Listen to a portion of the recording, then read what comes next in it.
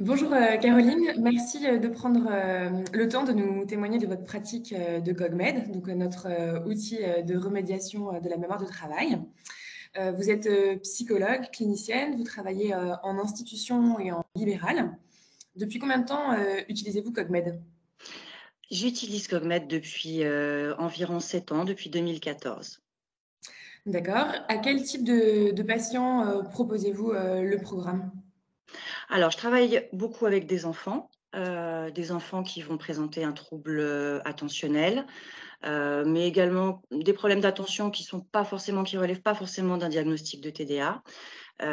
Des enfants, alors je fais toujours passer un WISC avant d'administrer, de proposer une remédiation cognitive, pour mesurer la mémoire de travail et les différences significatives qu'il pourrait y avoir entre les différents indices.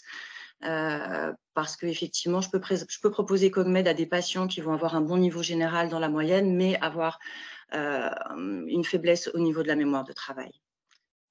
D'accord.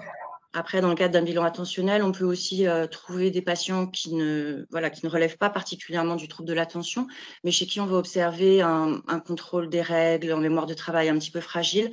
Donc ça peut également, ça peut également être proposé à ces enfants-là ou ces adolescents. Je parle des enfants, mais les adultes relèvent également de CogMed.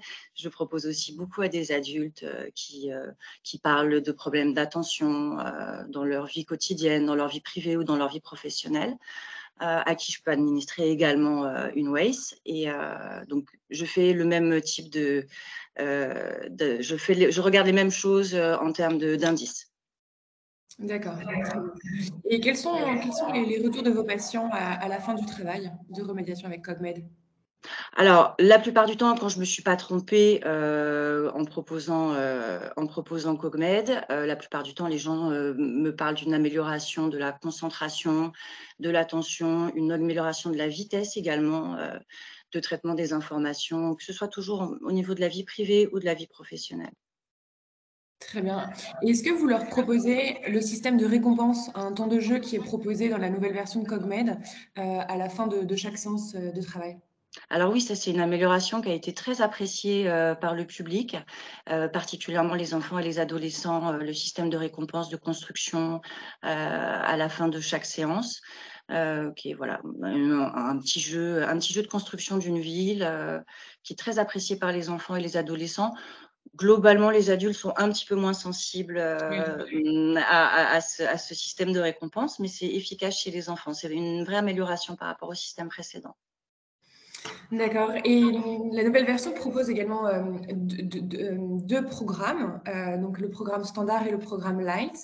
Est-ce que vous les avez donc déjà utilisés? Et si oui, quels sont vos critères pour, choisir, l'un ou l'autre des programmes?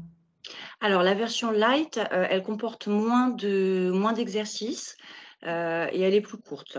Elle comporte notamment moins d'exercices qui sont plus difficiles, cognitivement, qui sont plus chargés cognitivement et du coup, je propose, davantage cette version à des sujets qui vont être soit dans un contexte de retard mental, de retard de développement, ou alors de grande fragilité cognitive. D'accord. Et depuis votre utilisation de CogMed, depuis le début de votre pratique, est-ce que vous avez fait, évoluer, certains points dans votre manière de faire? Alors un petit peu, notamment sur, le choix des patients qui vont pouvoir bénéficier de ce programme. J'avais peut-être un peu tendance à le proposer facilement dès que j'observais une fragilité cognitive chez un patient, au début de ma pratique et puis Oui. l'expérience m'a montré que, chez les enfants ou les adolescents qui sont un petit peu, fragiles affectivement, qui vont présenter quelques affects dépressifs, un trouble anxieux ou alors un trouble oppositionnel, les enfants qui sont, voilà, dans la provocation, dans l'évitement, j'ai constaté qu'ils répondaient très mal à ce genre de programme, soit parce qu'ils géraient mal la frustration face à l'échec, hein, donc ils supportaient pas bien et ils avaient tendance à abandonner, soit parce qu'ils étaient dans l'évitement tout simplement et qu'ils ne voulaient pas le faire parce qu'ils ont compris que c'était difficile et que ça demandait, pendant, 20 minutes, 30 minutes, 45 minutes selon, le programme qu'on a choisi, eh bien d'être concentré et attentif à ce qu'on fait. Et c'est pour ces populations-là, ça peut être extrêmement difficile. Donc, en plus, la situation de rejet, d'évitement ou d'abandon est évidemment un échec pour les patients. Donc, c'est pas du tout positif pour eux. Donc, voilà, dans ce sens-là, j'ai fait évoluer ma pratique en identifiant vraiment davantage les personnes qui allaient vraiment s'investir dans ce programme et qui allaient pouvoir en tirer des bénéfices. Oui, tout à fait. Du coup, à cette notion, c'est plus la priorité de travailler plus la sphère psycho-affective. Voilà, tout à fait. Très bien.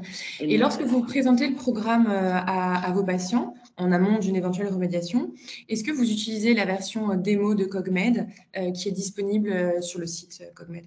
Oui, bien sûr, toujours. Je leur présente les exercices pour voir déjà comment ils adhèrent à l'interface. Est-ce qu'ils sont agréablement surpris? Est-ce que d'emblée, ça les déçoit? Est-ce qu'ils comprennent tout de suite que ça va être difficile? Voilà. Et puis, je leur présente les exercices et j'explique l'intérêt de chaque exercice, le fonctionnement général du programme. C'est indispensable.